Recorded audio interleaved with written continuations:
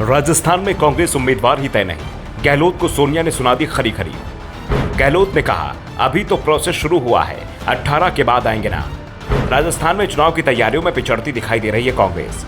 राजस्थान में बीजेपी 41 उम्मीदवारों की सूची जारी कर चुकी है और पार्टी अब दूसरी सूची जारी करने के लिए मंथन कर रही है।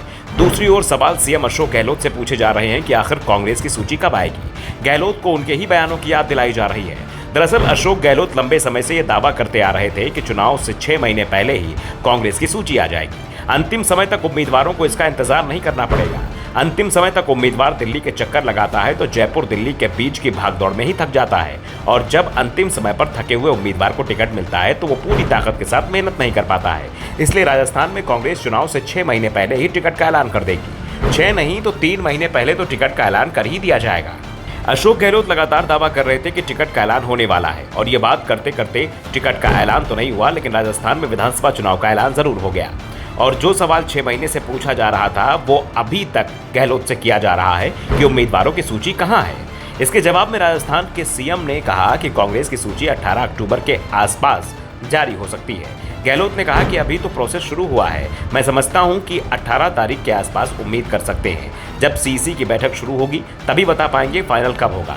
यानी 18 अक्टूबर से पहले तो कांग्रेस अपने उम्मीदवार घोषित नहीं करेगी। इसके बाद कितने दिन लग सकते हैं ये बात भी गहलोत ने साफ नहीं की है। दरअसल कांग्रेस ने अभी तक किसी भी राज्य के लिए उम्मीदवारों के नामों का ऐलान नहीं किया है। छत्तीसगढ़ के बारे में तो दावा यहां तक किया जा रहा था कि राज्य चुनाव समिति ने सभी 90 सीटों के लिए सिंगल नाम तय कर लिए हैं, और इन नामों को मिलाकर पार्टी हाईकमान के सर्वे से भी मिलाया जाएगा और विवाद की सीटों को छोड़कर बाकी सीटों पर उम्मीदवार घोषित कर दिए जाएंगे। लेकिन छत्तीसगढ़ की सूची भी नहीं आई है। ऐसे में राजस्थान की सूची 18 अक्टूबर के बाद ही जारी हो पाएगी। इसे लेकर सवाल उठ रहे हैं, लेकिन गहलोत दावा कर रहे हैं कि कांग्रेस चुनाव समिति की बैठकें 18 अक्टूबर के करीब होंगी और इन बैठकों के बाद ही उम्मीदवारों के नाम तय हो पाएंगे। यानी कांग्रेस की सूची 1 सप्ताह तक जारी होने की उम्मीद नहीं है।